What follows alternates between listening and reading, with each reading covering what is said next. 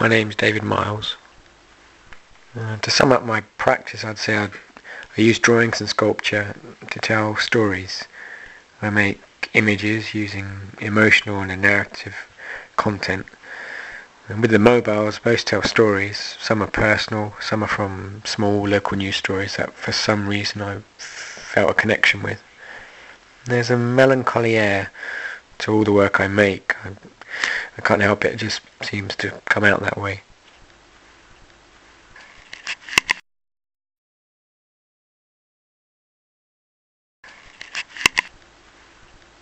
There are many things I get my inspiration from. Situations or people I see in the street, news stories in the TV and newspapers, books, films, comics, my son, personal experiences. I think the first thing that happens when I feel inspired is that I want to draw or make something, give a concrete image to something that's fleeting or transient, imaginary or complex. The first step is always drawing. Of course, there's times when you don't feel inspired. Usually helps to do something different, go to the library or the cinema, or maybe adopt a more playful approach in the studio, or if you have the chance, go see a good exhibition.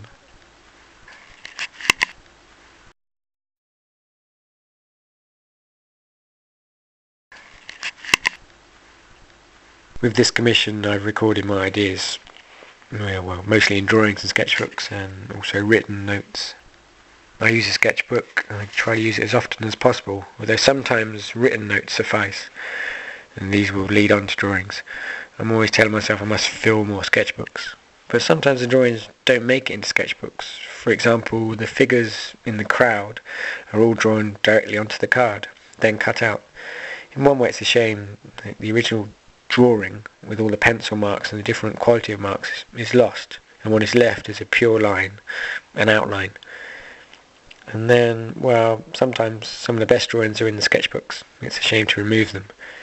And the sketchbook becomes a kind of retrospective diary, recording places and feelings, situations.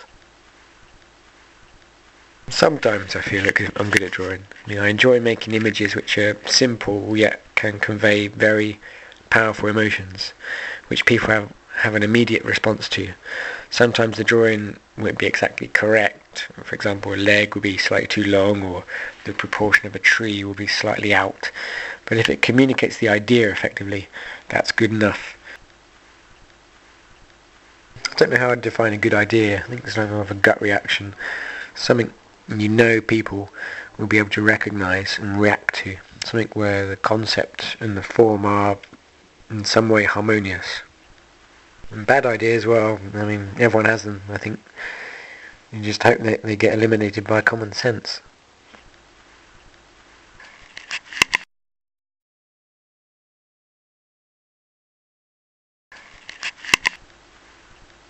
Using an accident as an inspiration to make a large crowd scene, that was a way to bring the commission to life.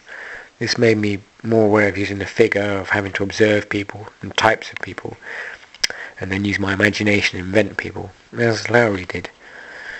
When I knew that this would be the main focus of the commission, I could build around it, showing work which has links to the local area and shares Lowry's interest in the tragic and the humorous. I've always worked in 3D, so I'm always thinking about how to fill the space for a start, to have a visual centerpiece for the show. And although the mobiles are only flat cutouts, they occupy space with their movement and the shadows they cast. Ideas for the commission were always discussed with Mark and Lindsay at the Lowry, and with friends here in the studio, my wife, whom I completely trust her opinion. The range of tools that I have is kind of basic: pencil, paper, paint, paintbrush, craft knife, rubber, and a cutting mat and card.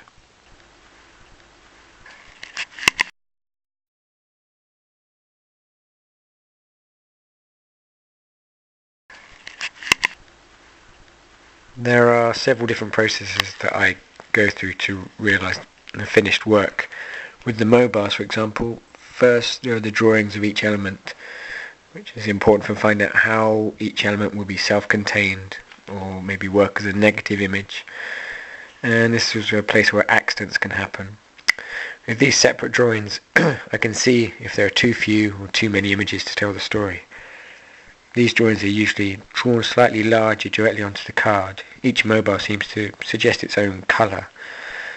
Then each element is cut out by hand, usually using craft knives, but I do use a scalpel for trickier areas if needed. Then there's the job of arranging the elements so there will be a balance, a harmony when it is hung and moving. Then fixing with thread, and then fixing the point where each element sits straight, and the wire hanging and adjusting. Sometimes the drawings are enough in themselves, sometimes they lend themselves to 3D objects. The gallery space has influenced the outcome of the commission.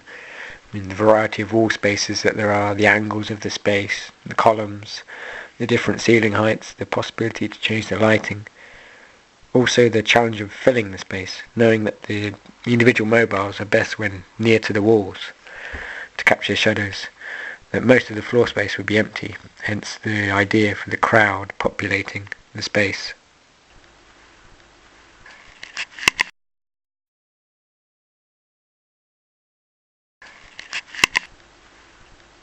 Hopefully I'm appealing to everyone through the artwork.